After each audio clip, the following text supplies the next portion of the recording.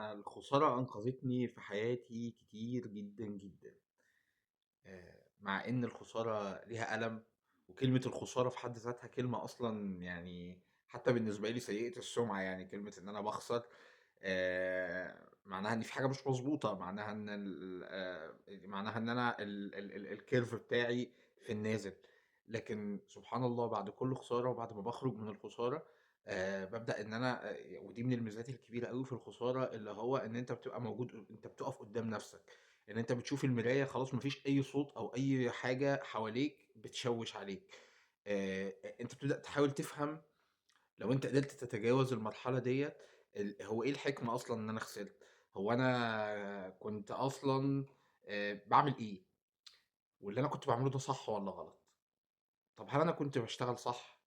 طب هل كل اللي كنت باشتغله كان كلام سليم؟ يعني أنا في فترة من الفترات كان في شراكة مع حد والشراكة ديّة كانت يعني صعبة جدًا، لكن الخروج منها كان مستحيل.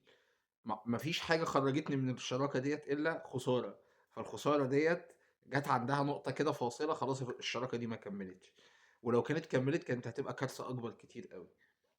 في فترة من الفترات حد أقنعني وقال لي: "أنت لازم تاخد إحنا في مبادرة والمبادرة ديّة أنت هتاخد قرض والقرض ده فايدة 3%." ور و وج وجاب لي كلام مكتوب كمان إن ال3% دي يا دوب هي المصاريف بتاعة القرض ف فتمام. وده حاجة للناس اللي هي بتشتغل والناس اللي بتتاجر ومش عارف إيه.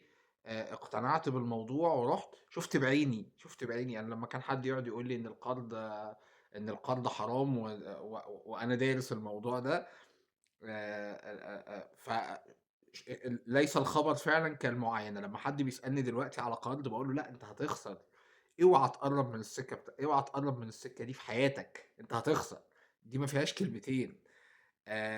ف ف فبتبقى الفكرة هنا في نقطة خلاص يعني فإن لم دي الآية صريحة جدًا في الجزء ده، "فإن لم تفعلوا فأذنوا بحرب من الله ورسوله." تخيل اللي يكون بيحاربك هو ربنا سبحانه وتعالى، أنت ضِعت.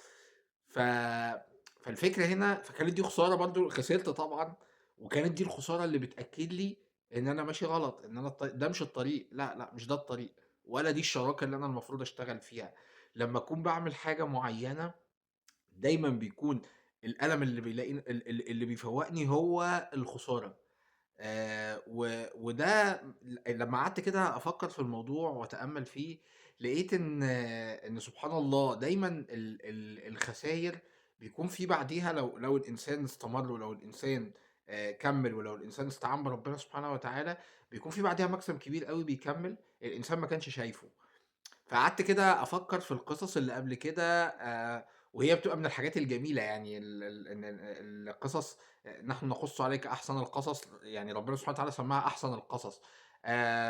و لإنّها بتثبِّت وفي نفس الوقت أنت بتشوف تجارب حصلت قبل كده، وكُلًا نقُص عليك من أنباء الرُّسُل ما نثبِّت به فؤادك. فهي الفكرة في القصص القديمة إن هي بتشرح الموضوع. فبابُص كده لقيت سبحان الله، طَب ما في قصة سيدنا يوسف، تخيل لو سيدنا يوسف ما كانش طلع من مصر أو طلع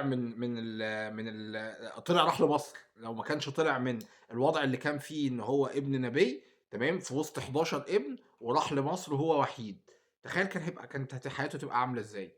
هو ابن نبي، بس هو عايش في حاجة محلية تمام. راح لفين؟ راح لإمبراطورية، الإمبراطورية ديّة فيها انبهار، فيها حاجات، فيها مستوى تاني في الإدارة وفي الإدراك وفي التعاملات وفي الحاجات دي عمره ما شافها في حياته.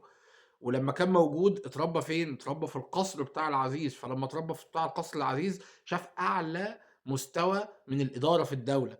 شاف الدولة بتُدار إزاي من الداخل، اتعلّم وشاف عارف البروتوكولات الرسمية، عارف كل حاجة تخُص الموضوع. تخيّل إن هو طب تخيّل كده تعالَ نشوف بقى بداية القصة الحلوة دي، اللي هو إن سيدنا يوسف أول حاجة وحيد، مرمي أول حاجة وحيد، إخواته كلّهم اتفقوا عليه. تخيّلوا الخوف اللي هو كان موجود فيه وهو بيترمي في البير. بعد كده بيتباع عبد، ابن نبي بيتباع عبد. بعد ما اتباع عبد هو رايح أصلًا تخيّل المجهول، هو رايح لأي مجهول، أنا هابقى تبع مين؟ العبد ده هيعملوا فيّا إيه؟ بعد كده راح القصر وبعد كده حياته في القصر بقت أحسن. ما فيش حاجة بسيطة جدًا، وييجي الابتلاء اللي بعده، امرأة العزيز. طيب بعد امرأة العزيز تخيّل إن طب هنعمل إيه؟ هنرميك لسه في السجن تاني. يا نهار أبيض! يعني بعد وخلاص هي هتبتسم ليه، لأ أنت لسه عندك قاع تاني لسه هتوصل له أكتر من القاع الأولاني، اللي هو بتاع البير وإن أنت تبقى عبد. فتخيّلوا بعد كل ده والcurve يبدو لينا من برّه إن هو نازل، إن سيدنا يوسف يبقى هو السجن ده هو المكان اللي هينطلق فيه للعالمية بدل مكان محلي، هو الحاجة اللي هتُكتشف فيه موهبته. ما هو يعني الراجل قال أنا أنبئكم بتأويله، ورؤيا العزيز ييجي بقى رؤيا العزيز ديّة عشان تبقى هي النقطة ال ال ال النقطة الفارقة أو الفاصل ما بين سيدنا يوسف اللي هو الشخص العادي اللي هو الناس كلّها بتحبه، ما بين الرجل الموهوب الإداري اللي قادر إن هو بفضل ربنا سبحانه وتعالى ينقذ الإمبراطورية دي كلّها من السنين العجاف اللي هتحصل، كل ده بفضل ربنا سبحانه وتعالى، وبعدين الرؤية اللي جات للعزيز، فتُكتشف عالمية يوسف. فيوسف عليه السلام اللي كان ممكن يبقى شخص محلي موجود ابن نبي، بيُكتشف بيبقى شخص عالمي، العالم كلّه متأثّر بيه، بينقذ العالم في فترة من الفترات، وبيكون هو النبي. تمام. فتخيّل التحوّل الكبير أوي. طَب الابتلاءات دي لو ما كانتش حصلت كان إيه اللي هيحصل؟ والده كان بيحبه جدًا، سيدنا يعقوب كان بيحب سيدنا يوسف جدًا، فكان م ي ال والله أعلم لو مشيتوا كده مع سير الأحداث لو تخيّلناها، ما كانتش عمرها حصلت بالشكل ده. ف فالفكرة هنا اللي هو الابتلاءات شديدة، الابتلاءات شديدة. ولكن الفتح بتاع ربنا سبحانه وتعالى اللي بيكون بعديها بعد الابتلاء، وبالذات بعد الخسارة لمّا أنت بتخسر. أنت هنا هو هنا خسر إخواته، خسر فلوس، خسر إخواته. في أي حاجة بقى في حياتك قيس عليها، خسرت أي حاجة، خسرت صديقك، خسرت شراكة، خسرت في شغل.